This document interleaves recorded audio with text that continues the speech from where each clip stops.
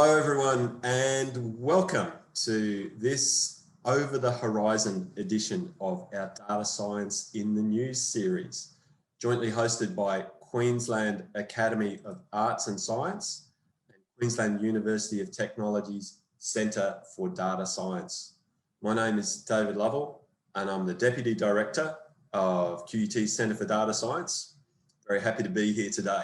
Now, even though we're all experiencing this meeting online, we're all standing on the lands of Australia's First Nations owners. So I would like to acknowledge the Turrbal and the Yugara as the First Nations owners of the lands on which QUT now stands, and pay respect to their elders, laws, customs and creation spirits. Recognise that these lands have always been places of teaching, research and learning, and that QUT acknowledges the important role Aboriginal and Torres Strait Islander people play within the QUT community. Data science affords us a special opportunity to see over different horizons in space and time. And today we're going to hear from and talk with 4 experts who are looking over a range of different horizons in their research. I'm going to be speaking with Professor Kerry Wilson, QUT's Pro Vice Chancellor for Sustainability, Dr. Selin Turkai, Lecturer in Computer-Human Interaction and member of QUT's Planetary Surface Exploration Team, Jason Ford, Professor in Electrical Engineering and a Chief Investigator at the QUT Centre for Robotics, and also Dr. Jacinta Holloway-Brown, Postdoc Fellow in the School of Mathematical Sciences and Associate Investigator in the Centre for Data Science. Welcome, everybody. Good to see you there. Now, each of our experts will give us a 6-minute glimpse over a different horizon. And while they're doing that, you listeners can use the Q&A channel on this Zoom session to raise even more thought-provoking questions. And in the latter half of our time together, I will put these questions to our expert panel and look forward to hearing their insights. Let's get started. And I'm delighted to kick things off by welcoming Professor Kerry Wilson to take us over our first horizon to the Antarctic. Kerry, have you seen that part of the planet firsthand? Not yet, David, but I'm super keen. It will be certainly on the agenda over the next couple of years to get down there. I think Fantastic. It's really important to see your study system, so yeah. Absolutely. So I'm really keen to hear what you've been able to glean about Antarctica from afar. Please. Yeah, thanks. Thanks, David, and hi, everybody. We're just in the startup phase of a pretty exciting project, an ARC Special Research Initiative project on Antarctic science, and it's called Securing Antarctic's Environmental Future. This was awarded last year a $36 million grant from the ARC. And as I said, we're in startup and we're about to kick this 7-year program off, which is great. So it's a big initiative. It involves QUT. QUT is kind of front and center on a lot of the research program, research that we run in the centre. I'm just going to say, David, we do have a technical error because one of my someone else has logged in as Kerry Wilson in another room and they just need to mute. So we'll see if they, I think I've got the power to do that. The other Kerry Wilson is muted. Thank you. The mystery Kerry Wilson. Anyway, back to the show. So it will involve 30 organisations, both nationally and internationally, and over 50 researchers. But we'll employ over the next 7 years dozens of postdocs, and we'll graduate numerous PhD students. So the program's outcomes are really diverse, but importantly for the audience of this presentation, it will include new data science tools to analyse, interpret and visualise Antarctica data to inform decision making and ensure the environmental future of Antarctic and the Southern Ocean environments. So I'm just going to share my screen now and get my presentation up. Hopefully that's showing, David. Thumbs up. Thumbs up. Okay. the overarching research program, I just want to take a step back. It's really based on socio-ecological systems thinking and also informatics approaches. And we're using these kind of frameworks to integrate the theory and observations and data that will be collected over the next 7 years. And then bringing that to bear to a framework called structured decision making. And that will inform how we pose and solve questions and identify solutions in the program.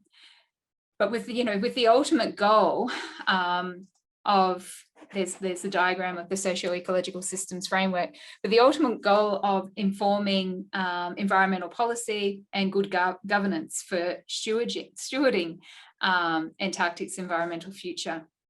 So, a 7-year program, a huge amount of data collection and analysis, but a really strong focus on situating that in the broader socio-ecological system, which Antarctica sits. There are 3 kind of research themes to this massive program. The first will look at atmospheric, oceanic and ice sheet processes to better understand Antarctic's climate variability and change. The second will look at changes in Antarctic's terrestrial freshwater and coastal biodiversity and the mechanisms and the drivers of this change. And the third will look at systematic approaches to conservation decision making. And, as you can see, and as you can imagine, data is inherent to all 3 of those pretty substantial research themes. So QUT's in an extraordinary position in this program. We'll be contributing kind of leading edge thinking on informatics, also robotics, and we'll hear from a bit more about that sort of stuff later, environmental technologies, and also decision support approaches, so that we can better monitor, better analyze, better interpret and visualize Antarctic's data going forward. In particular, QUT is involved in 3 main areas. The first is what's called value of information, and this research is being led by QUT's Kate Helmstedt, and she's an expert in these approaches. So, with value of information, we're going to be collecting a lot of data, a lot of new information, but it's kind of critical to understand, what's the role of existing data and baseline data. What value add will new data have, new technologies, new capabilities? How good is proxy data or downscale data versus more complex data? And, what's the trade-off between the speed and timescales of new data collection versus management? So that value of information will really help guide where we will get the biggest bang for our buck from new data collection into the future. The second core area of which will play a big role is around conservation planning. So developing both new theory and also new conservation planning tools that's specifically designed for Antarctic's unique biodiversity, its unique threats, and it's also its unique governance. And that will be then used to inform new conservation planning decisions on the continent. And finally, a third area is around political forecasting. So using strategic decision support to explore and understand Antarctic governance. And this is being led by Professor Michael Bode, who's also at QUT. And so here we're trying to, decision-making in the Antarctic context is really complex. It requires consensus decision-making, being cognizant of the different values and preferences of the actors that are involved. And coordination is difficult, or even among like-minded actors. And so our project will tackle these challenges with the goal of delivering an improved understanding of Antarctic treaty system processes. So finally, just to how these things kind of pull together, we've got the kind of information data coming from that ice sheet and the biodiversity focused research themes that will inform our conservation decisions, that will give us insights into the politics and the kind of policy environment, that will then loop back to, well, what other information do we need to make better decisions, and how can we be sure that that information is the most critical. In addition to that, we've got input in this program from our sensor experts, in particular Felipe Gonzalez, and also our robotics experts with Matt and Peter Cork involved in particular.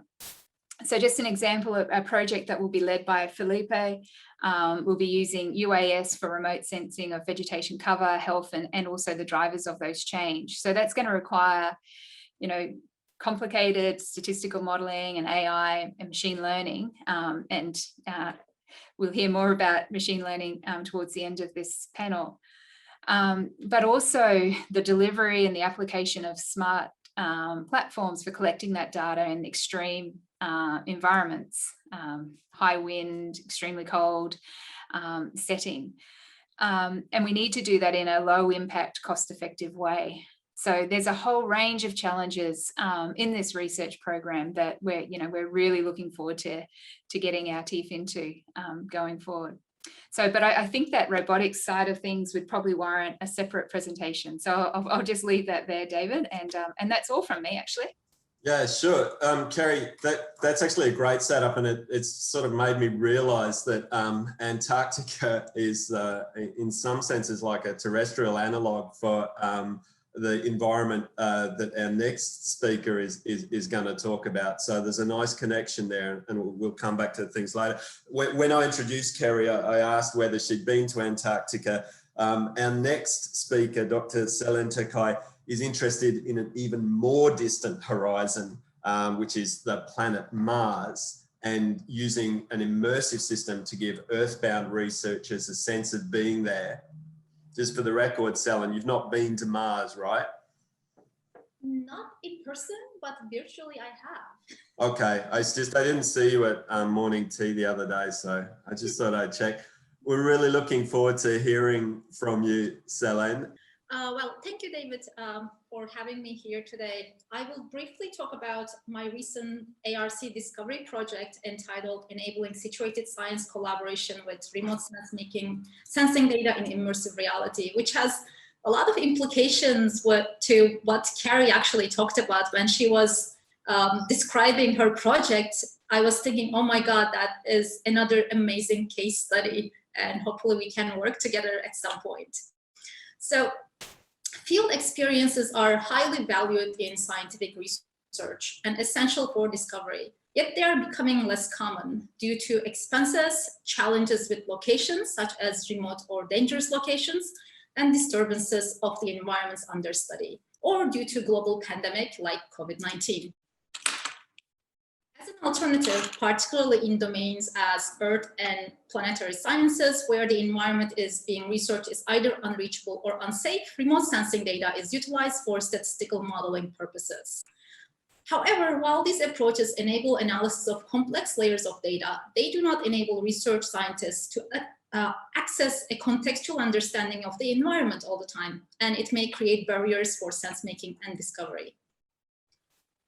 So in this project, we are aiming to create a new paradigm for the interactions of scientists with remote sensing data to support sense-making and scientific exploration in immersive reality. So it is easy to imagine that remote sensing data is crucial when it comes to planetary science. Therefore, it creates a meaningful application for this project. For instance, Perseverance, which is the latest rover landed in February to Mars, it takes high-resolution color images and sends them to Earth. So scientists can work with these 2D images and panoramas sent by the rover. However, it is still extremely difficult to get a sense of three-dimensional relationships by viewing these two-dimensional images. Even we get really close-up, zoomed understanding of these rocks on Mars. So one of the things that we have been working for the last, for about 2 years actually, to create a visualization tool called Pixelize to analyze Martian data, which will be sent through pixel instrument that I'll talk about in a minute. And this software will be used by the science team to analyze data. And it is almost ready to deploy, actually. So coming back to the project. So imagine a large distributed team of planetary scientists studying Martian terrain outcrops with remote sensing data sent through satellites and rovers. So they communicate through video conferencing, as we do. One person at a time, they present information while others listen at their desktop with little control and get distracted sometimes, we all do. So the contextual information is mostly absent or disconnected, and effective collaboration might be limited. So fieldwork using immersive technologies can present a potential alternative to in-person excursions and video conferencing in this case for collaborative interrogation of scientific data. So this project envisions virtual fieldworks which provide new ways to interact with complex multimodal data that is presented, shared, discussed, and potentially analyzed in situ in virtual reality or augmented reality. The system uses the strengths of immersive reality for communication, building on proxemics theory to improve sense of co-presence. So scientists can feel they are working together in the same environment, and the remote planetary environment surrounds the collaborators in 3D.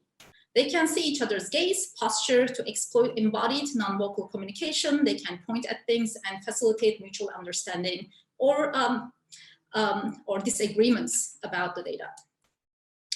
So this is a screenshot from on-site where I was mentioning, David, that I have been to Mars. So I had used this on-site augmented reality tool, which was developed at JPL to visualize Martian terrain using the images sent by Curiosity, and they use photogrammetry to create this 3D environment. So people can be at this Martian terrain together. However, it is limited to actually do data analysis or do any sort of interrogation. It is great to visualize and be there together, but it is limited in the sense that working together in the same place. So in this project, as I mentioned, we will be working with a Mars 2020 team, Pixel scientists. So Pixel stands for Planetary Instrument for X-ray lithochemistry. It can rapidly measure elemental chemistry at sub-millimeter scales and can determine where those chemicals are in relation to each other. So it was developed by an Australian field geologist and astrobiologist, Dr. Abigail Elwood. I got a chance to work with her a little bit in 2018, which inspired this project, actually. So because the key objective of Perseverance mission is on Mars astrobiology, including the search for signs of ancient microbial life, scientists will not only collaborate to make sense of the data sent by rover, but will be analyzing the samples Perseverance will be collecting during its mission. So the Perseverance currently collecting rock samples and storing it in tubes, and will be placing them at various places in Jezero crater that will be collected later on to bring back to Earth. So this makes the contextual understanding even more important because they would want to know where this data is collected. So another good example is why the context is important is this contested evidence of 3.7 million year old life in Greenland. So the original paper and data, it was presented in 2016 as, it is the oldest life evidence.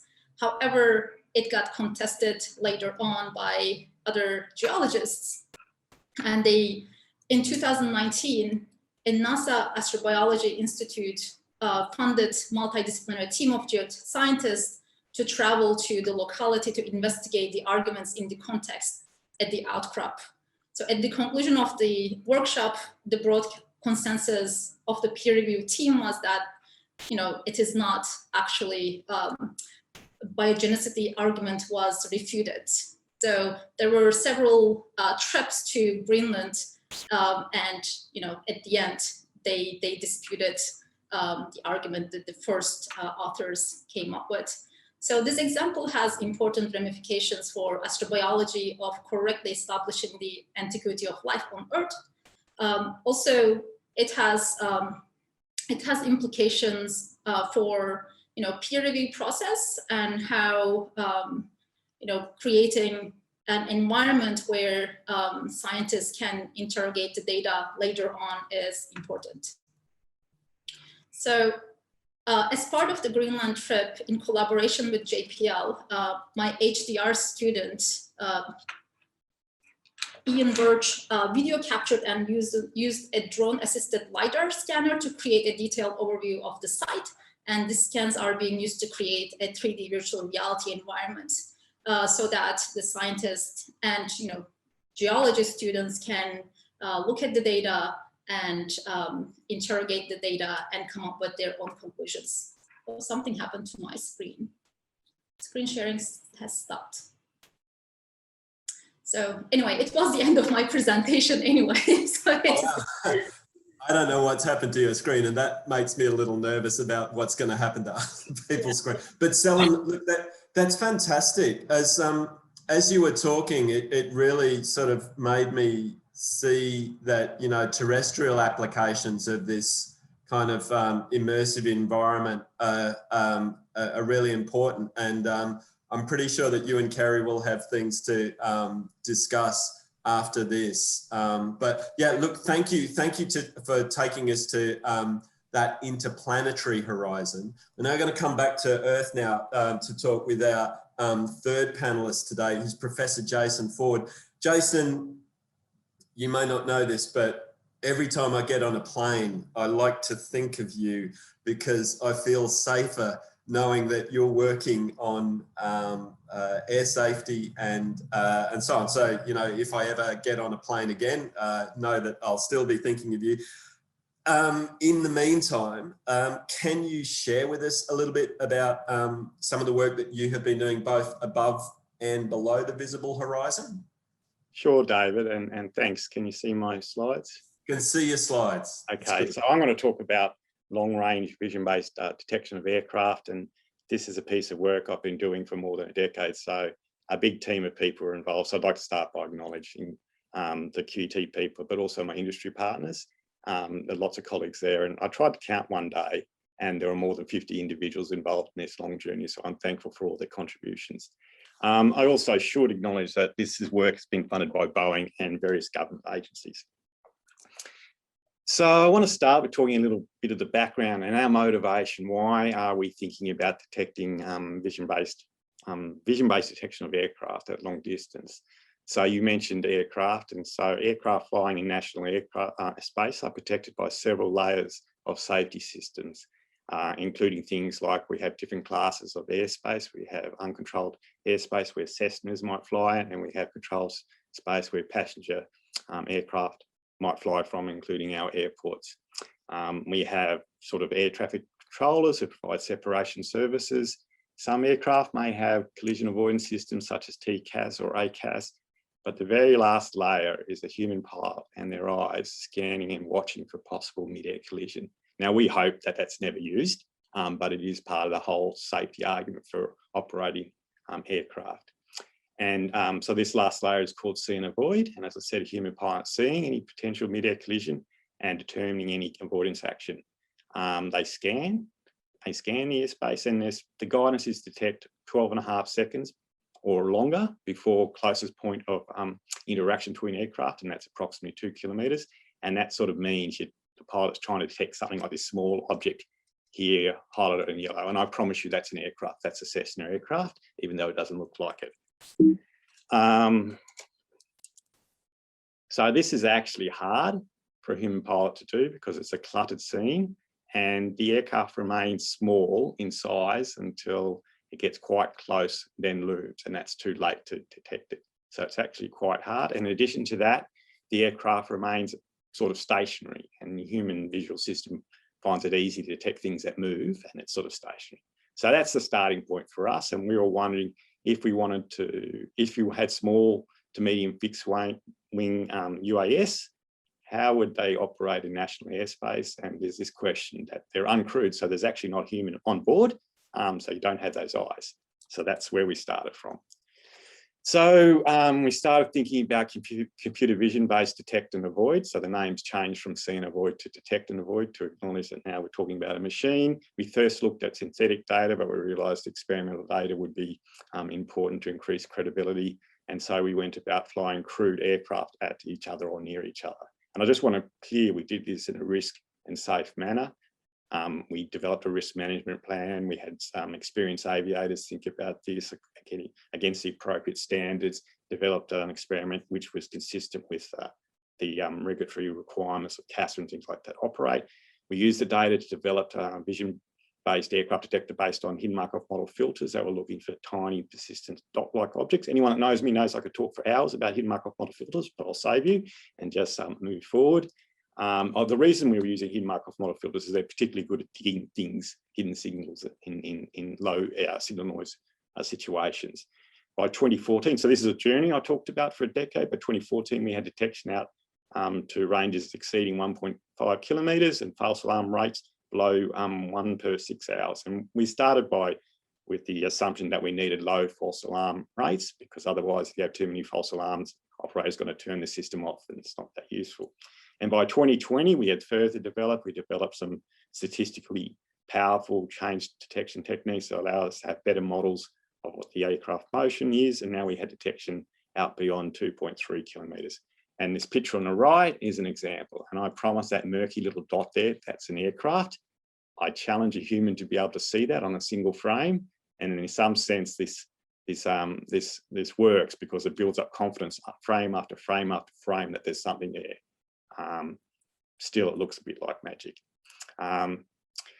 Before I leave the slide, I just want to go back and say something about those flight tests. And even when I think about them, I think back, I'm proud of the guys and girls, and I'm very thankful for the data they collected. In some sense, these flight test engineers and flight test pilots were doing something that had never been done before. So it was quite amazing, even thinking about how those flight tests were conducted and the power of that data. Where did we get to? So I think this is co-developed technology. I think the best way of me stating the current status is to quote out of press release from April this year from In Situ Pacific, which is a company inside a Boeing company. They say they're now ready to field in real world operations after various flight tests that demonstrated the capability here. And while In Situ Pacific regularly conducts beyond visual line of sight flights with CASA approval, this sort of technology is going to open up more flexible access for them to national airspace. And the picture on the right here, which I've borrowed from their press release, is this is a Scan Eagle UAS, and this little blue object up here on the rudder is the co-developed technology. And when I think back and think when we first were doing these tests, we were flying Cessna and we had this big computer rack in the back which had all the compute power to do this sort of stuff. And just through the evolution of compute and also hard work of some engineers, we've miniaturized it down for carriage on a small to medium UAS. And that's it. Thanks. That's amazing, Jason. And I think one of the things that you've drawn out very nicely is that those achievements represent the efforts of many skilled individuals over many years. I think it's important for us to bear that in mind when we see that remarkable technology in place. But perhaps probably even more remarkable is how on earth you got the ethical clearance to do that. I think anyone who's worked in an environment where you need to pass ethical hurdles. So for that, a round of applause to you and others for getting through the bureaucracy. So our fourth and final speaker for today is Dr. Jacinta Holloway-Brown, who's making sense of satellite imagery across Earth's horizon in a spatial sense. And in a temporal sense, Jacinta is also looking to the horizon of the future because she's using this data to inform how we can achieve a sustainable existence on Earth, which is the only planet we've got right now. Jacinta, welcome. So thank you for having me. It's really a pleasure to, I guess, round out the presentations today, although they've all been really hard acts to follow. So thanks very much, everyone. So I'll be speaking about satellite images and data science for sustainable development. So the Sustainable Development Goals are a set of these high-level targets that the United Nations and World Bank set down for everyone in the world to try to reach, ideally by 2030. And the aim of the goals are really to give us these markers to strive for to improve quality of life for humans and the environment, and just make the world a better and more sustainable place to be.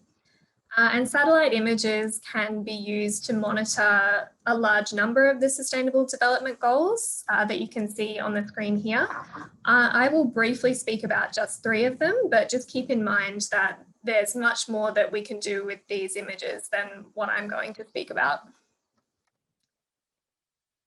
So satellite images, we have very many sensors now. We used to have the primary source were Landsat sensors way back. I think in the 70s, the first one was launched, but we're now up to Landsat 8, and we have many other satellites, as you can see here. But the reason that these images are such a rich source for us to use is that they're free globally. They're regularly updated, so we can get them every 6 days, sometimes more frequently for paid products. And the free versions of these images provide data for developing countries that otherwise couldn't afford to collect the data in the field themselves. The images are also really useful to gain insights over really large areas, over remote areas that we can't access because of either physically their location, or if they're a conflict in the region, sometimes they're not accessible. And as the sensors become more advanced, as they constantly are, we have data at higher resolutions and even higher frequency. Okay. But in order to make sense of these images, we really need data science in our big data toolkit, because even just looking at one satellite image at one point in time, you could be dealing with millions or billions of pixels, and that is something that, you know, a basic statistical model is not going to have the grunt to deal with that. And we can also use data science methods to deal with missing data, which is a big issue for some satellite images because of cloud cover. And the great thing about machine learning approaches like the ones I work with is that they actually flourish when you give them lots of data to learn from, so that's great. So the first example I wanted to talk about using satellite images for monitoring sustainable development is one that comes from the World Bank Group. So if you recall from the first slide, World Bank is one of the groups that set the SDG agenda in the first place. And what's really interesting is that they found that we're able to use a combination of satellite images captured during the day and at night time, in addition to some survey data, to better understand the distribution of poverty. And they looked at examples in Uganda and Ghana. And so they found that by combining these data sources, including the satellite images at night, where you can see nighttime lights and look at where electricity is being used, and combining these in a spatial boosting model, that they were able to better map the locations of poverty in these areas. And this is just a really quick example of the types of images in the daytime that they used. So the second SDG I'll speak really briefly about is SDG 11, so Sustainable Cities and Communities. And based on satellite images, it's also possible to monitor the amount of pollution that's in the air and that people are breathing. And so by capturing this information from the satellite and processing it over a 10-year period, researchers were able to identify these hotspots, so where we see red and orange. So these are areas where there's very high concentration of PM2.5, which is something you don't want to be breathing in if you can help it. And so this can inform health directives and policies. So finally, I'll speak about the SDG that I've done most of my research on, and that's using data science and satellite images for forest change detection. And so basically the aim of this sustainable development goal is to have sustainably managed environmental features and specifically sustainably managed forests. So recently accepted paper, actually just last week, so I'm looking forward to it coming out, but we did a case study looking at some forest cover in Injune in Queensland. So just here where I'm pointing with my mouse, if you can see that. And so this area is of interest to us as well from a biodiversity point of view, because it's home to 260 native Australian species. So that is a very large number. And so what we did is we developed a machine learning method that provides probabilities of different types of land cover based on past data that we've already seen and also the current state of the ground. And we wanted to detect dramatic clearing events. So we simulated these events. So this is an example here of clear felling, where they cut everything down and then burn it afterwards. And then also some tree thinning, where they just selectively remove the trees. And this is more an agricultural practice. Okay. But so the main takeaway from this is that we compared our method to an existing method called compositing, which is where in remote sensing you fill in the gaps from the clouds based on only the past, not on any current data. But by using our method where we combine the past and the present, we were able to significantly increase the accuracy. So the existing method is down at the bottom in green, and our method is up here in orange. And these are for a number of different dates and 2 different clearing scenarios. So I guess the point to take away from this is that by using a data science method and all of the information that we could get from the current and the past periods, we can get a much more accurate picture of what's happening and detect significant change. So, to summarise, data science and satellite images have really important roles to play in tracking our progress towards sustainable development goals. I've spoken about just 3 examples, but there are many more that the images can be used for. Using the free satellite images is so important because it gives access to data for developing countries who otherwise just wouldn't be able to get their hands on this information. And data science is a really essential part of it. So we can't just go to Google Earth, download an image and understand what's happening in the world. Like, we need these methods and these tools to help us make meaning from them. And finally, I would say that another really important part, and what I'm hoping to build on more, is partnerships. So that is the 17th Sustainable Development Goal, and something that I'm really hoping to build further in the future through the Centre for Data Science. Thank you.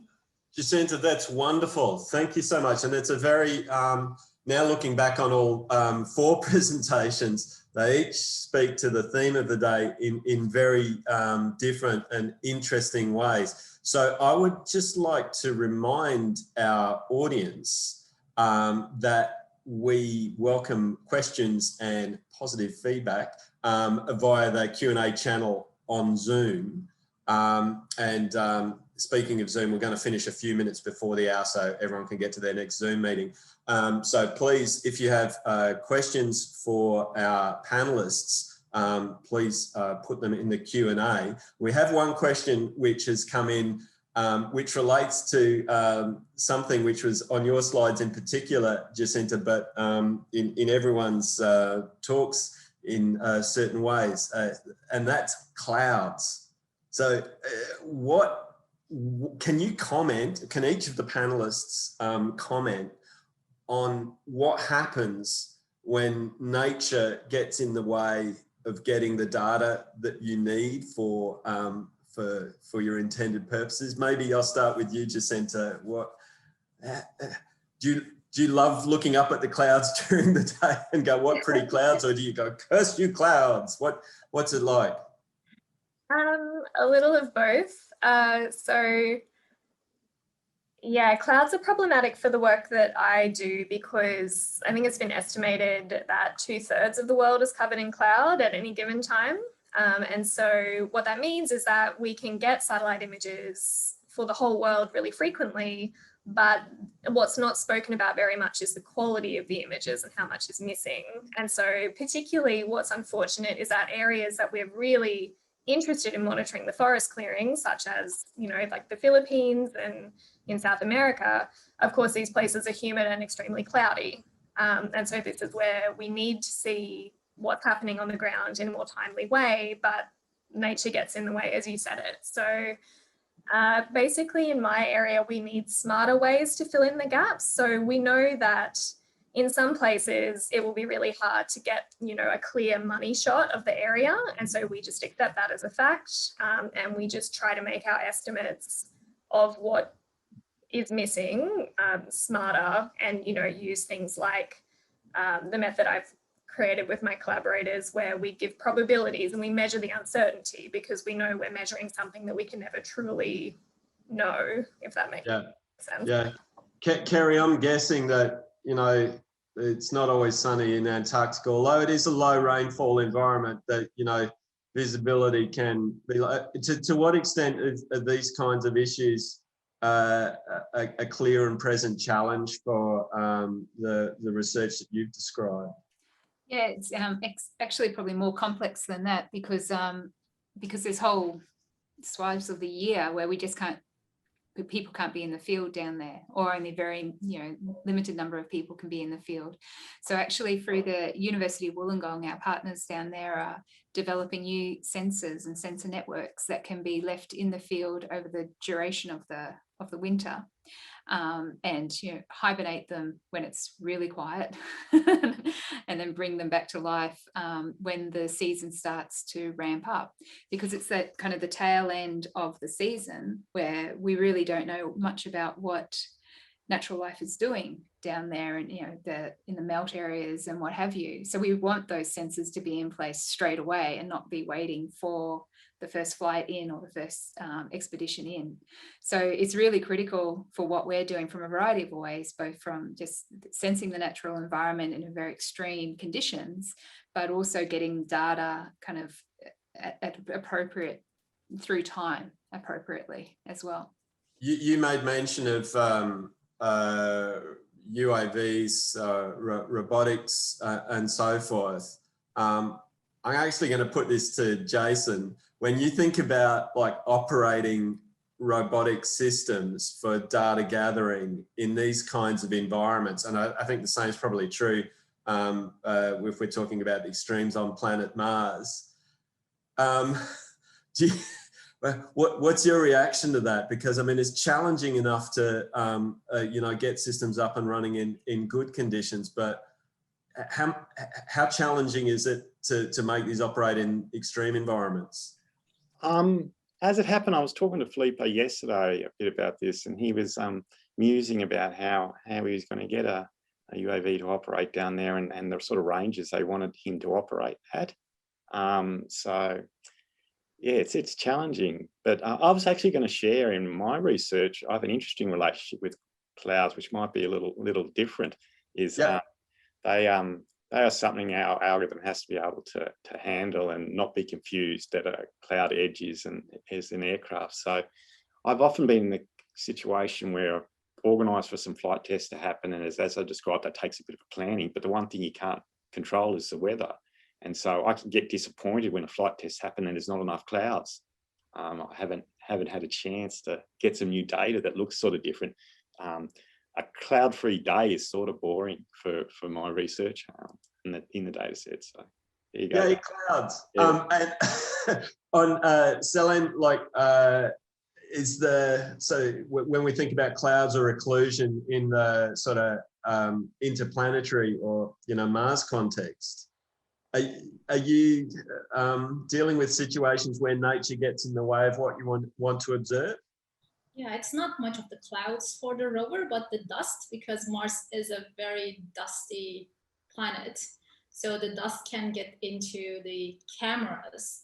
It is not a problem with some of the cameras, which is especially on the rover's arm, because they have covers. So when they are not working, they can cover themselves to avoid from the dust. But for the ones that are on the head, which are pretty high up, like 2 meters, and its defense system is like, it looks down when it's sleeping, so like gets the dust down. And in Curiosity, they did have brush to clean off the lenses. So they try to deal with it in several ways. But yeah, the dust is the main problem there. Yeah, I think it's interesting for people working in data science to reconnect with the very, very practical issues that arise in sort of, obtaining the data. There's another thought that springs to mind in relation to data, and that's one of timescale. And Kerry, I know that it's a 7-year project, and that might seem like a long time, but we're talking about phenomena that unfold over geological timescales. Can you give us a sense of the data gathering effort that relates to the present time versus the data gathering effort that looks back in time or looks to the future? Yeah, that's a really good question. And some of our researchers, so this is an Antarctic project, but some of our researchers are from JCU and WA, where they're looking at, I guess, biodiversity data through deep history, as well as the contemporary data that we'll be collecting down there also. So kind of taking that more genetic approach to it as well, and also the connectedness between the Antarctic system and our tropical environments too. So, that there's you're absolutely right, Dave. There's this kind of connectedness through time and space that we're really trying to bring to bear to understand the changes in the Antarctic climate system and natural ecosystems, in order to look forward to, well, how do we need to better manage and govern this system in order to respond to those changes that are now accelerating. The other aspect around the Antarctic kind of context, and it's an ARC funded project as well, is that we're required to pull together all that data and make it freely available and open access as well. So that's everything needs to be stored and deposited with the Australian Antarctic Data Centre, and open access policy applies to everything. So that's a data management challenge as well. We'll shortly be advertising a data management specialist for this program that'll be based at QUT. But it's going to be one big job helping us pull all that together. Look, and speaking about the management of data and the openness of data, the airspaces that we're in, they're shared spaces. Things are out there for everyone to look at, and people can see that stuff. So is that a particular issue for you? What are your thoughts, Jason? It's an interesting question. As I perhaps alluded to, getting some of my data is actually quite hard, and takes a bit of effort. So there is a sense in which that data is not accessible to everyone. But of course, anyone is free to go out and conduct those experiments and collect similar looking data. So yeah, it's an interesting environment to operate in.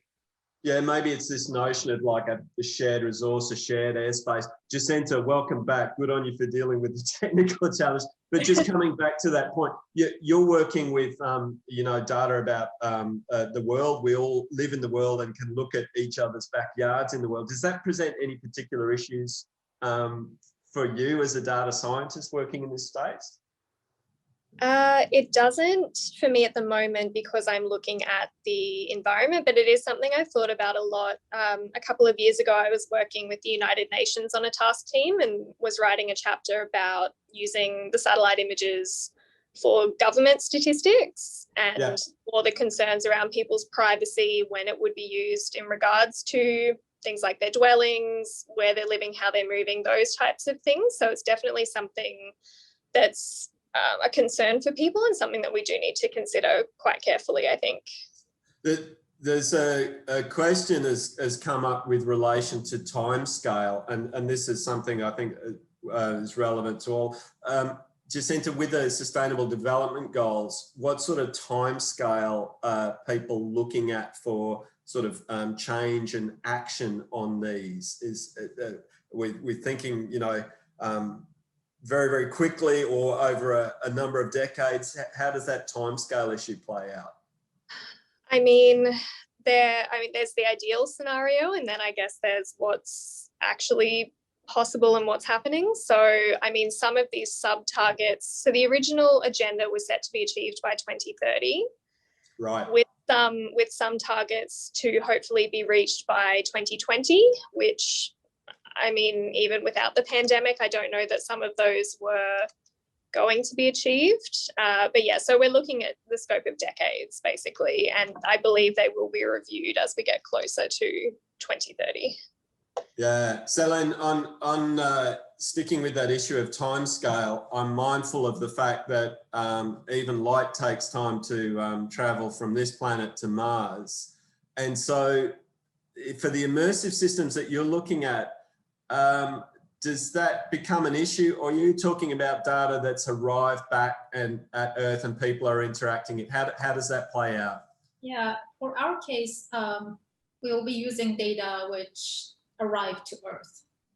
Okay. Working with that. However, one of our goals is to allow scientists to deal with this, spatial and temporal aspect of the data in virtual reality. So we'll be developing tools, which I don't know how it will be right now, but allowing them to, maybe forward or backward the time and see how things were at a certain sol, and then how it was in the 9th or the 90th, etc., to see if anything has changed, something like that. Yeah. Yeah. So what in operational terms for people on these missions, what is the kind of like cycle time between sort of gathering some data, making some decisions about how to act, putting that action into place? Does that happen over days or? Yes, yes, absolutely. It is very quick. That's why we do have a team of scientists here at QUT working with data, and they'll be helping making decisions to what to analyze, because the time is very, very important. So if once the rover finds something interesting, so it's like, okay, this is the one to drill and take sample on. So they have to make decisions within 24 hours. And that's why different time zones, it is crucial to have. And just so the one that's, I think, the most pressing issue in terms of timescale rests with you, Jason, because when aeroplanes are flying together, we don't have the luxury to sort of sit back. So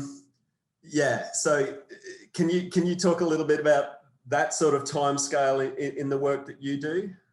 Well, the point we started at was there's guidance for pilots when they should detect at least 12.5 seconds, and that there's a reason for that time scale. It has some time in there for the person to make a decision about the collision, what they should do and stuff like that, and then how long the aircraft might take to maneuver to get into a safe position. So that's one time scale, but airspace safety is layered, and so there's other things that happen at other time scales as part of the safety system. So, but it is much shorter than the timescales we were just hearing about. You mentioned at one stage false alarms, which obviously you would want to sort of minimize, but what was the nature of those false alarms? Are they the sort of things where the system might briefly respond as though there is something that's oncoming and needs to be avoided, or is it the alarm is any sort of indication? Can you explain that a bit? The way the technology is set up is it is silent, and then it'll issue an alert to say, I've seen something which is target light, and we call something, if it does that and the thing it's alerted is not actually an aircraft, but it's something in the scene that looked like an aircraft and confused it, we call that a false alarm. In some sense, like a false alarm is not as bad as a missed target, a missed aircraft, because the consequences of doing a maneuver when you didn't, okay, that's not great. But the other one is not very good at all. Yeah.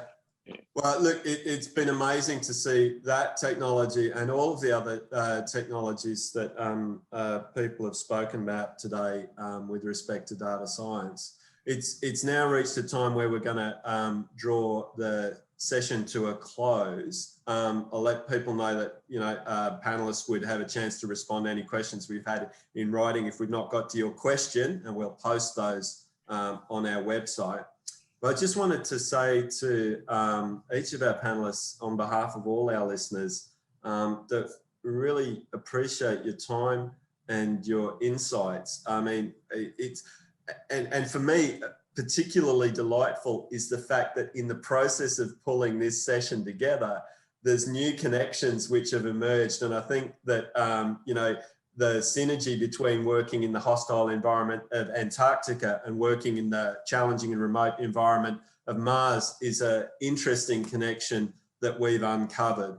If you've seen interesting connections that you would like to make with our panelists, please contact us through the Centre for Data Science, and we'll make those links. I would like to thank very much the Queensland Academy of Arts and Science and the Queensland University of Technology Centre for Data Science for initiating and hosting this seminar series. It's an ongoing series that looks at what's topical and interesting in the news with a data science lens. So stay tuned for future webinars.